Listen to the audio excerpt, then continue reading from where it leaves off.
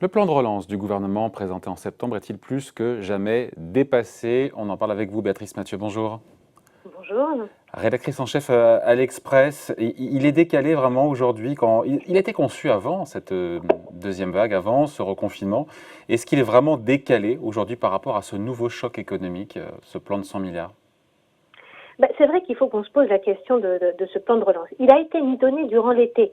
Il faut se rappeler que dès le mois de juin, Bruno Le Maire parlait du fameux plan de relance et de sa présentation à la fin d'été. Les services de Bercy ont travaillé dessus en juillet et au mois d'août. Et c'est vrai qu'on n'y anticipait pas forcément cette deuxième vague et la rechute de l'activité, même si elle est moindre que ce qu'on a pu voir au printemps. Donc il y a plusieurs problèmes dans ce plan de relance. Le premier, c'est celui du timing. Il avait déjà été pointé lors de la présentation, c'est-à-dire que l'essentiel des mesures vont porter sur l'année 2022. Il y a des calculs qui ont été faits par plusieurs instituts et qui montrent que, par exemple, 25% des 100 milliards ne seront déboursés qu'en 2021. Et un peu plus de 50 milliards arriveront en 2022. Or, on voit bien que quand on parle de relance, on va en parler au premier semestre 2021, au redémarrage de l'activité, à la sortie de ce deuxième confinement, en espérant qu'il n'y en ait pas de troisième. Donc ce plan de relance de 100 milliards, encore une fois, même si ce n'est pas 100 milliards de dépensés, mais un quart en 2021, ce n'est pas le bon instrument pour vous. C'est peut-être le bon instrument de moyen terme, mais à court terme, sur 2021, ce n'est pas le bon instrument. Voilà, c'est ça. En fait, on a une fusée. Aujourd'hui, dans la politique économique, on a une fusée à 3 étages. Le premier étage, c'est l'ensemble des mesures d'urgence qui ont été mises en place depuis le printemps. Ouais, et qui ont été réactivées par Bruno Le Maire, il faut le dire. Il y a de l'argent qui a été remis au pot. Tout à fait. Ah non, mais évidemment, et heureusement, et tant mieux. Ça va des prêts garantis, ça va au fonds de solidarité dont on attend une troisième mouture la semaine prochaine.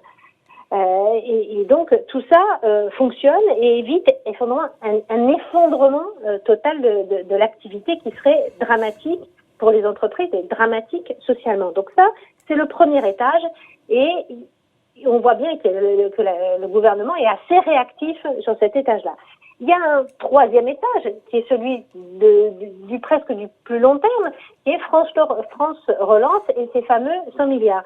Le souci aujourd'hui, et ce que pointent de plus en plus d'économistes, c'est que il manque la brique du milieu, il manque le deuxième étage, qui est un plan, alors ne l'appelons pas relance, mais dans ce cas-là, un plan de soutien ou de redémarrage ou de déconfinement conjoncturel qui devrait être... C'est le plan, c'est pas le plan d'urgence, c'est pas le plan de relance, c'est pas le plan qui évite l'effondrement, c'est le plan qui va permettre que début 2021, quand on va déconfiner, quand progressivement les vaccins aussi vont arriver tout au long de l'année 2021, on soit plus que sur un simple effet de rebond qu'on a pu observer durant l'été.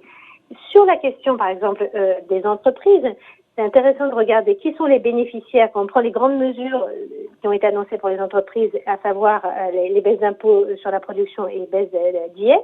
Quels sont les grands bénéficiaires de ces deux mesures? Ce sont essentiellement des grandes entreprises dans l'industrie. Donc on voit bien que là, ceux qui vont bénéficier de ce plan de relance, ce n'est pas forcément les entreprises qui souffrent le plus aujourd'hui. Alors il va bien falloir mettre en place des mesures qui aident, au-delà de l'urgence, celles qui sont les plus pénalisées aujourd'hui.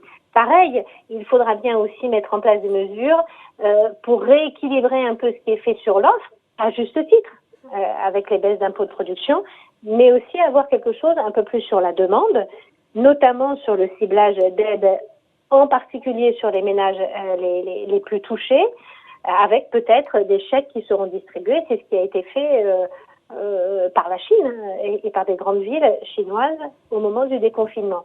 Donc il y a à la fois la question du timing, à la fois la question du ciblage et du rééquilibrage entre politique d'offre et politique de demande. On voit bien que sur 2020, on a fait 4 projets de loi de finances rectificatives et il est fort probable que début 2021, on ait déjà un projet de loi rectificative par rapport au budget qui est en train d'être voté. C'est déjà un peu dans les tuyaux cette idée d'un soutien ciblé de la consommation via des chèques, un plan de relance conjoncturel, ou c'est pas quelque chose qu'on entend? Il y a beaucoup d'idées qui fleurissent, mais on en parlera demain avec Agnès Pannier-Runacher, la ministre de l'Industrie qui sera avec nous, mais c'est pas quelque chose qu'on entend dans le débat pour l'instant. C'est Politique. quelque chose. Dans le débat politique, certains ont pu si, certains. Oui, mais pas au gouvernement. Pas au gouvernement. Pas au gouvernement, voilà. À gauche, mais même à droite, hein, certains en parlent. En tout cas, ce qui est certain, c'est qu'on ne reviendra pas sur l'idée allemande d'une baisse de la TVA, parce qu'on voit bien que ça, c'est pas forcément le bon outil, et encore moins sur une baisse de l'IR, puisque les ménages les plus fragiles ne payent pas d'IR, et sans doute le bon outil, on l'a vu hein, avec les études qui ont évalué les effets de l'allocation de rentrée scolaire ou des suppléments qui ont été donnés au printemps aux bénéficiaires du RSA. Ça a un effet direct sur la pauvreté. Il faudra sans doute en remettre plus. Ouais, on a une idée des montants qui sont en jeu pour le coup? Alors là encore, certains économistes, là c'est une étude qui est parue il y a quelques jours à l'Institut Montaigne, mais d'autres le disent, on pourrait être quelque chose qui serait entre 50 et 100 milliards, de l'équivalent du plan structurel. Mais la bonne nouvelle, c'est que l'État français s'endette très facilement et qu'il n'y a pas de problème en fait. Donc pour le moment. D'une certaine façon, on peut se le payer. Bon, donc on dit qu'il est caduc ou c'est un peu trop violent, ce plan de relance Non, pas du tout, il n'est pas caduc. Il est très bien pour le moyen terme. Mais prenez juste encore une fois l'exemple des impôts de production. C'est quelque chose dont on parlait avant le Covid. C'est-à-dire la baisse des impôts de production, il y a eu des notes qui avaient été faites avant la pandémie.